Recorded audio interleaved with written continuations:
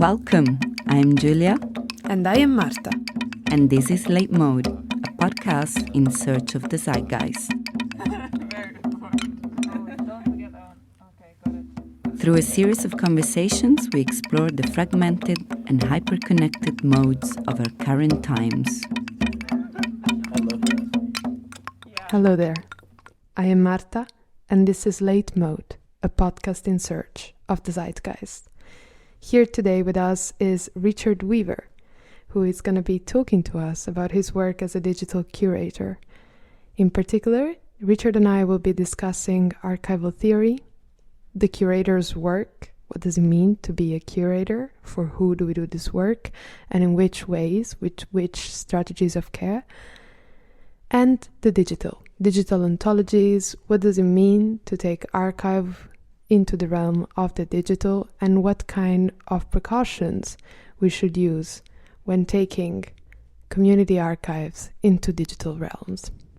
Hope you like it. So welcome, Richard. Thank you so much for making time to be with me here today. No problem. I really appreciate it for reasons that only the two of us will know. I hope you will die with the secret. Yeah, of course.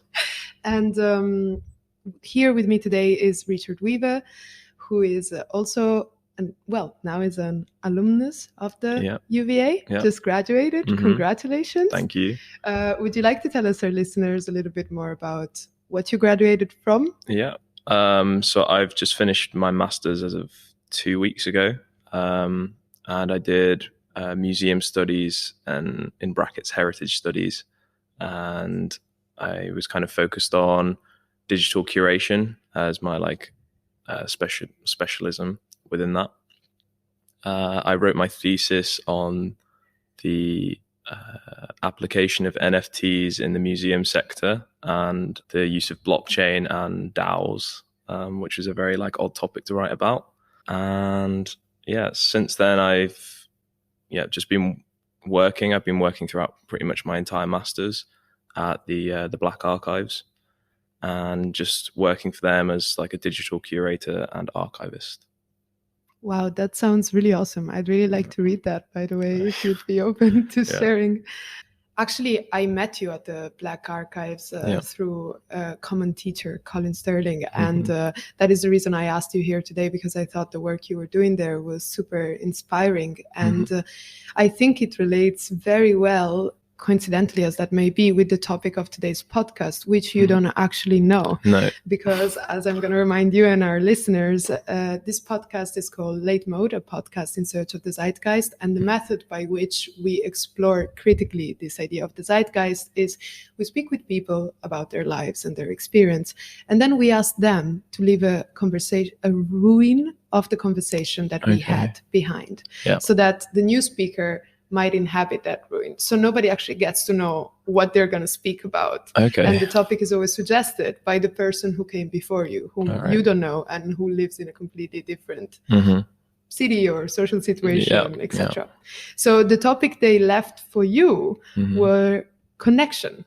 Connection, which I thought was quite interesting in relation to your work at the Black Archives, because you have been finding a way to make the experience of their exhibitions more accessible, right? Yeah. So I thought maybe you can tell us a little bit more about that, and starting from the very beginning for somebody who doesn't know anything. Yeah. So it's funny you mentioned this. I've been thinking a lot about it recently, that accessibility was pretty much the sole reason that I started working there. They first brought me there because they wanted to digitize their entire analog collections. They already had digitalized a lot of the books that they had, but they were all spread over 5 different archival systems. And so they initially brought me in to collect all of these archival databases into one and make it accessible in a way that you're not just accessing information, but you're contributing. Oh, strange. We got a ghost in here.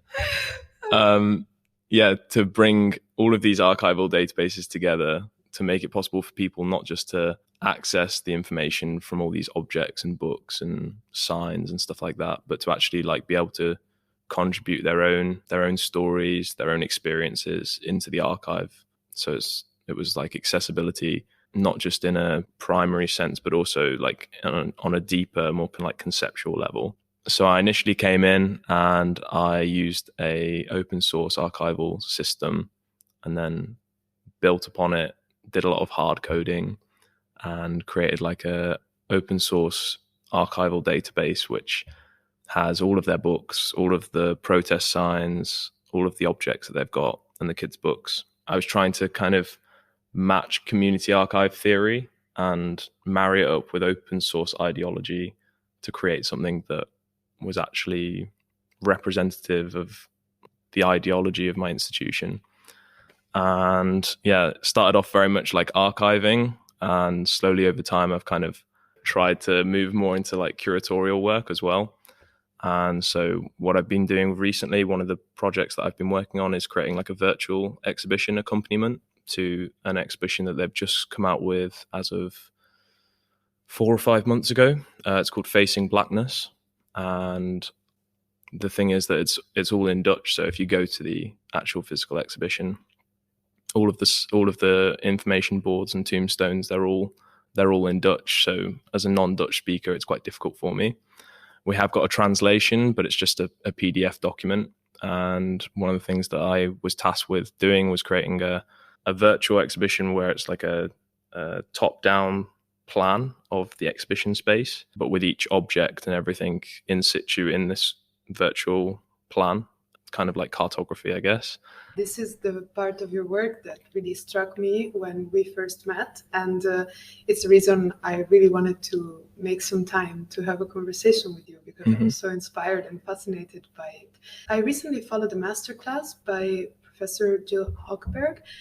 She writes about the use of archive in the context of Palestine. And she recently wrote this book called Becoming Palestine, Archival Imagination for the Future. I hope I'm not misquoting this title.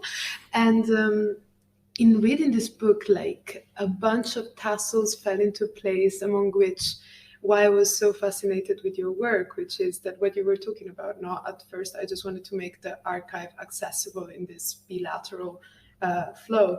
And then I eased my way into this more curatorial approach to it. And I think that's totally natural and also necessary. And it's a bit what this book said to me with this concept of archival imagination. So the fact that like the archive is there, and although it is necessary work, the work that has been done to show it and to make it accessible, it is now mostly accessible, not to anyone, but there's still work to be done.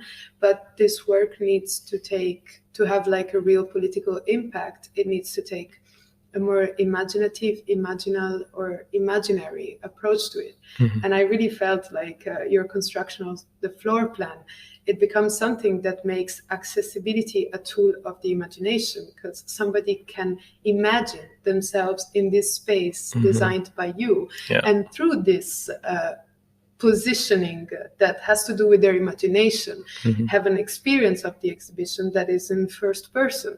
And in relation to the idea of connection, it's quite interesting, I think, because it's sort of like there's something about creating a personal connection with the archive that has to do with the fact that you position yourself within it, because it becomes a physical space you can step into, either with your mind or physically, which is not something that we all get to do in the archives.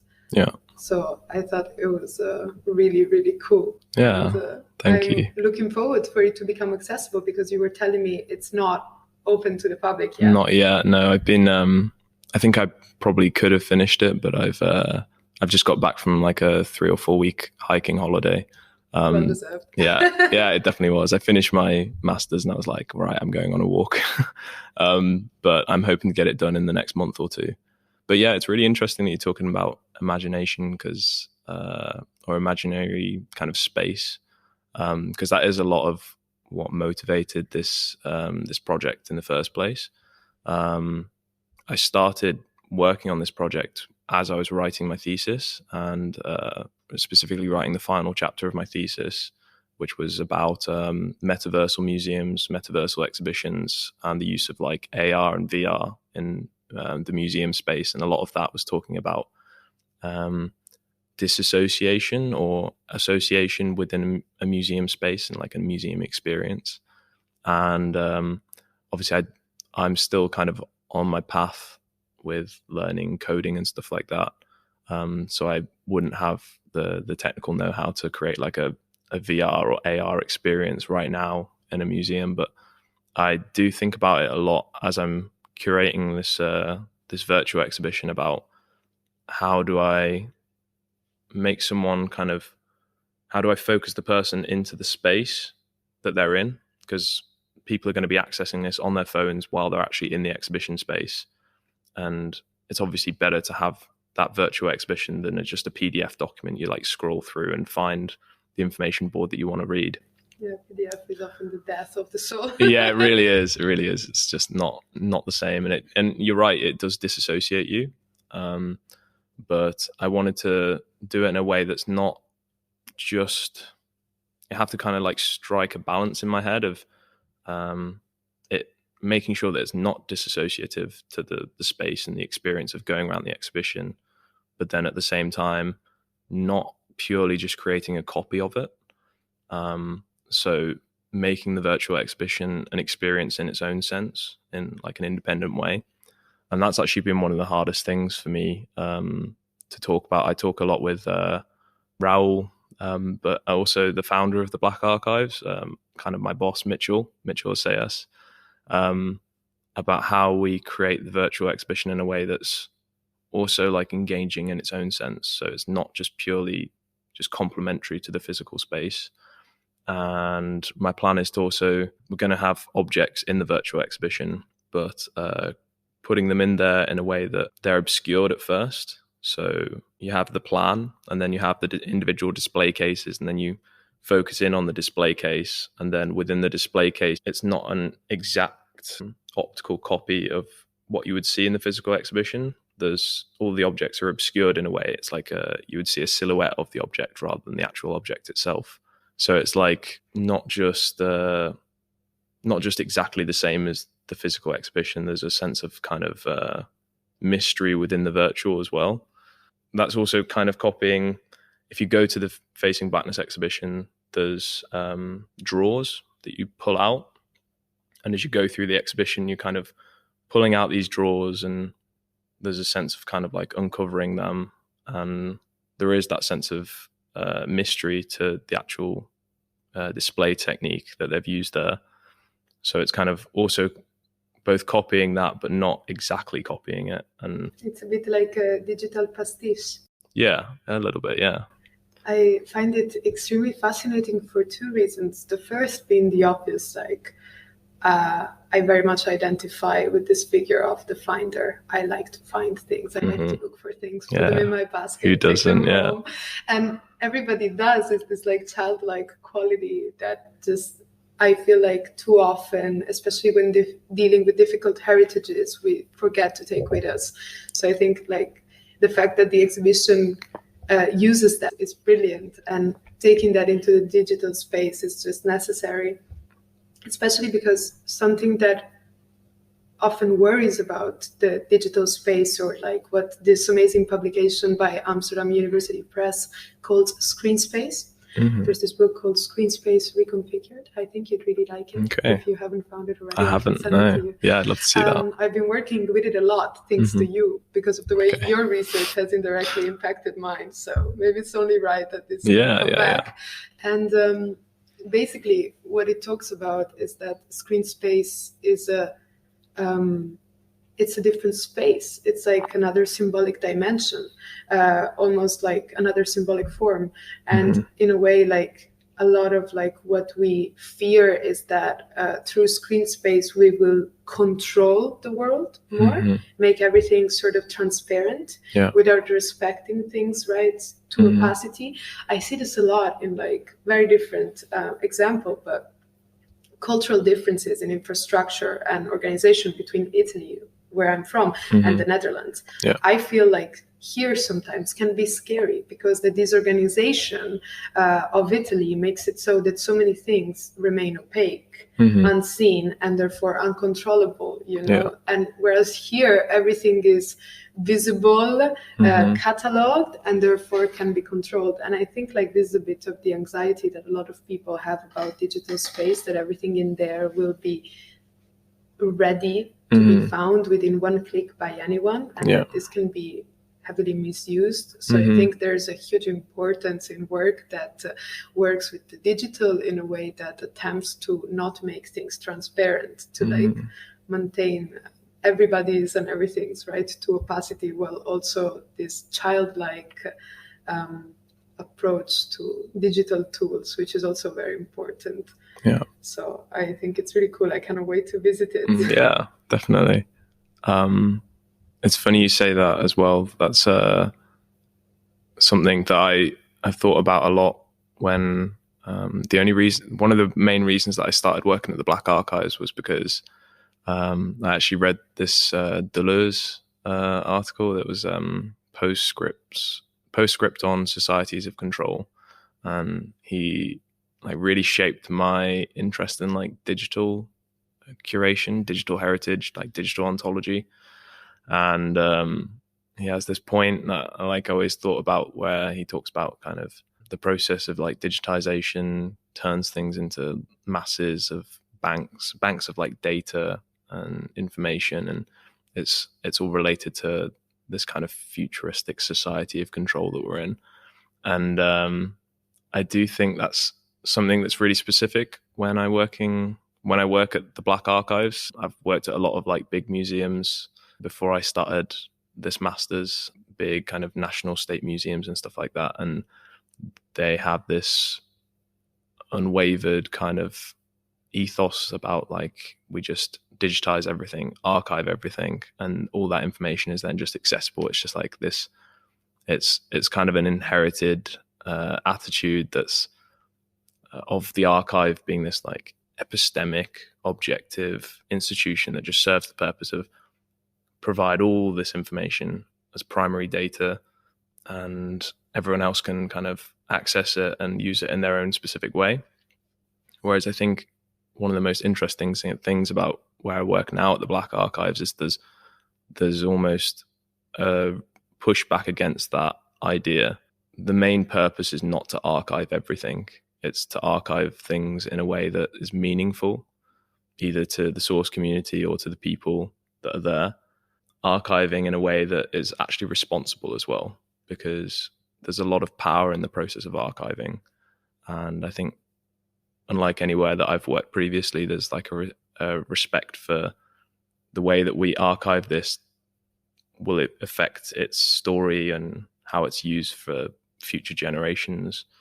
And I think it's interesting to have like a social responsibility in archiving. And that's something that is very new to me, that I'm still learning at the moment. It's absolutely fascinating. It was one of the things that struck me the most about the way you were talking about your work, and like trying to match what you wanted to do with the tools and the concepts you used to do it.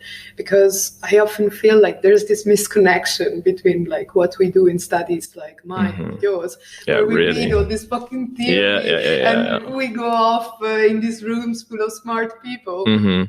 No, I get sick of it. The endless talking, the endless reflection. Because then you go to actual institutions, like even institutions that are not national museums, but that are actual institutions, and like 1% of what is being discussed in our classes is actually being put into the work there. That's really true. When I heard you speaking, I was like, oh my God.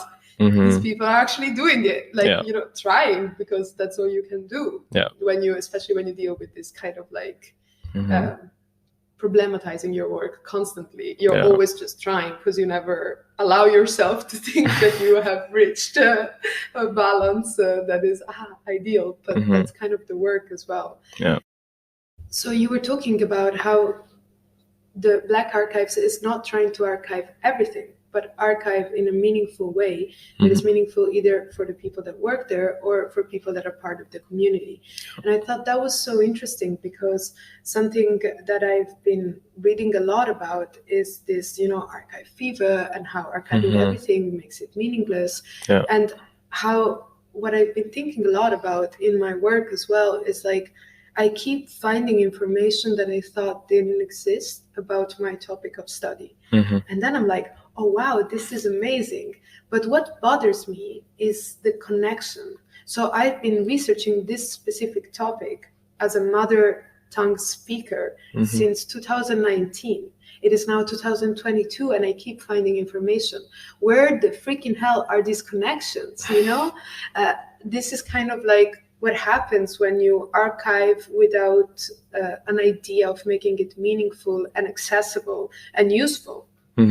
Because unfortunately, things that are not useful, this is from a work that I quote way too much to repeat it, but I'm going to state that these are not my words, but things that are not useful do not survive the end of worlds.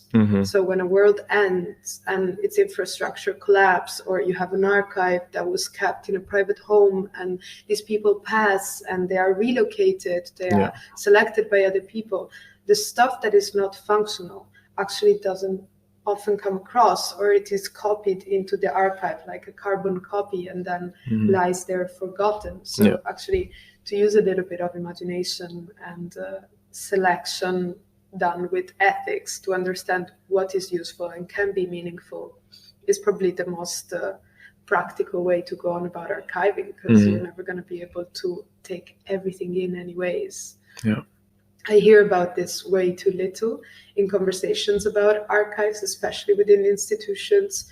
Everybody talks about the problems of the archive, the power of the archive. Nobody openly says, we're not doing that. We're not archiving everything. There's so much stuff that lies there forgotten. I've heard about like strong selectivity. So people that are just like, people send us stuff all the time, but we don't have space. So this, for example, I don't know what this is. I don't find it interesting. But it's this very like snobbish sort of like, oh yeah, our institution is like this, and this stuff just doesn't make the cut. Whereas the painful realization that you have to let some things go in order for some others to remain important and functional. To actually be able to use them, because if we don't use them, if we don't imagine with them, is it worth that they're in a box somewhere? And I mean, it's already difficult anyway. I've kind of seen the underbelly of the archive in person. We've just got like storage. We've got so much storage with so many books and so many objects, and it's almost impossible to keep everything. But if you don't keep everything, then are you just kind of casting off history that may be important in 20 to 30 years time? But I think this is, again, something I hate to go on about, like the digital in quotation marks so much, but I think that's something that's also different when you enter into the digital medium within archiving. We have storage, we have a finite amount of space in the actual physical archive, but an almost infinite amount of space in the digital archive. So one of the things that I did when I created the archive, the digital archive that I made for the Black Archives, was adding this feature called contributions. So it meant that people could archive their own objects and their own histories and their own lived experiences, and then it gets stored into the digital archive. And it's funny that you mention kind of selection, because when someone archives their own object, they get automatically sent this email being like, do you want to send the object into the Black Archives, or if you want, you can just keep it? Because I think, again, it kind of comes back to ownership. If the object's in the physical archives, then is it owned by us? If it's not sent into the physical archives, then it's owned by them. But we need to like just kind of remove ourselves from that idea that if it's in the archive, it's owned. If it's not in the archive, it's not owned, because when you're a community archive, I feel like maybe you're trying to think of everything, because everyone in the source community that wants to be represented and should be represented by the Black Archives, all of their history, all of their lived experiences is also relevant. And so I think that gives you the possibility of trying to escape from that idea of selection. If you could archive it digitally and have all the information about it, you're not having to select or unselect. Someone's lived experiences, if they choose to archive it, is important. You'd never want to dismiss that. I think it's also awesome because selectivity is a huge problem within curation. When you start thinking about curating something, how to select it, and what kind of relations of power are you going to put in place through your selection making, if you're doing it alone or as a group, always comes up. So to give that up and put that in the hands of the public and say, like, you select what of your lived experience you'd like to be archived. And I hope I can help you with that in whichever way you find more suitable to your lived experience. I think that's awesome and really revolutionary thing that the possibility of a digital archive gives us, because otherwise, because of resources and space, you just could not do this. So it's really awesome that this can actually start taking more foot, and maybe we'll see in years what that means on a digital level. Because storing space in the digital is much, but it's not infinite in this. No, it's not infinite. You do. Infrastructure that does cost money and energy, especially. So I think maybe in 10 years' time, we'll start to understand the finitude of the digital space and wonder what that will mean. Yeah, I guess it's pseudo infinite.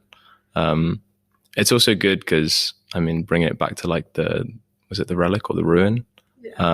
You do, when you add these features into the digital archive, you actually build up a connection with the source community.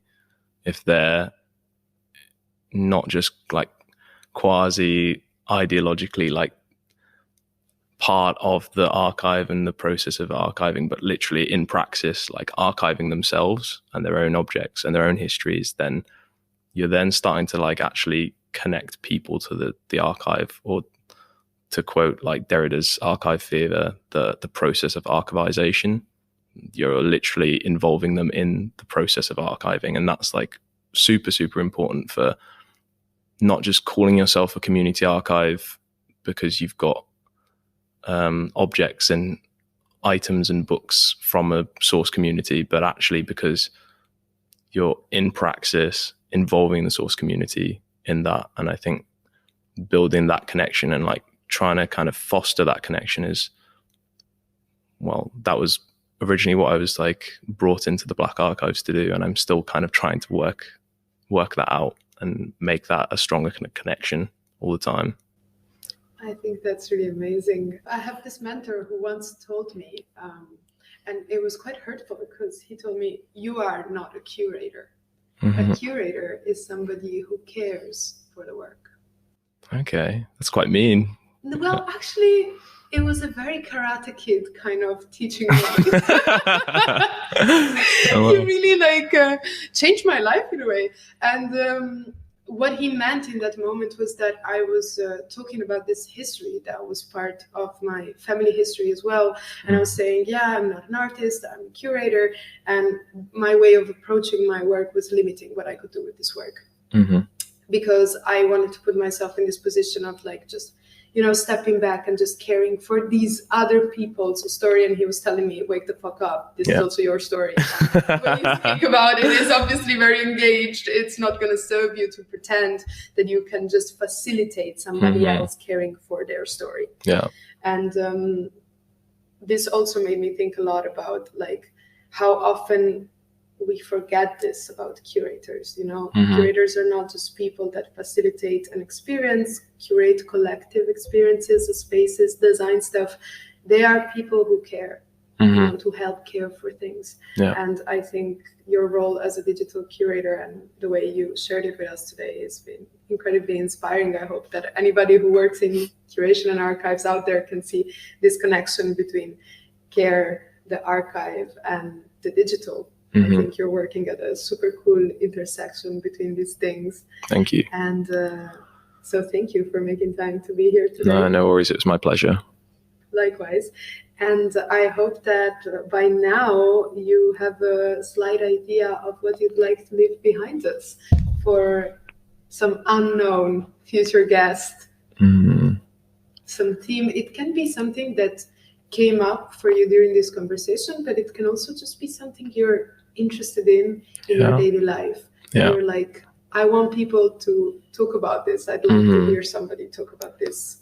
I think one of the most interesting things that we've talked about today was, and it's something that I think about a lot because I spend probably about 70 to 80% of my time when I'm working just sitting in front of a laptop screen, looking at lines of code, editing them, changing them, and writing new code. And I always find myself, I think it might be the ADHD in me as well. It's just like oh my God. Hyper-focusing. That's why you were so kind to me.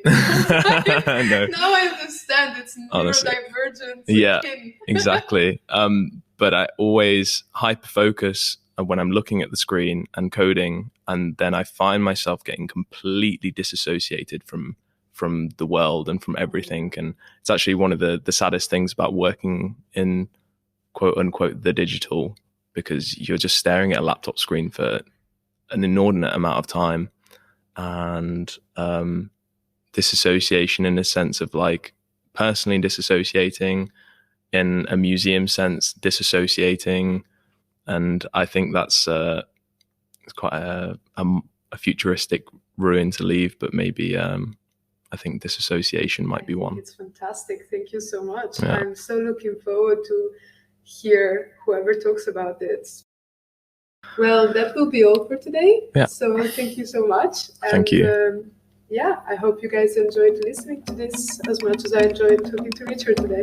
Yeah. Have a good one. Thank you. Thank you so much for staying with us until the end. If you want to dive deeper into the show, don't forget to check the podcast description for extra resources, contact information, and a sign-up form for our newsletter. We hope you enjoyed this episode, and until next time, take care.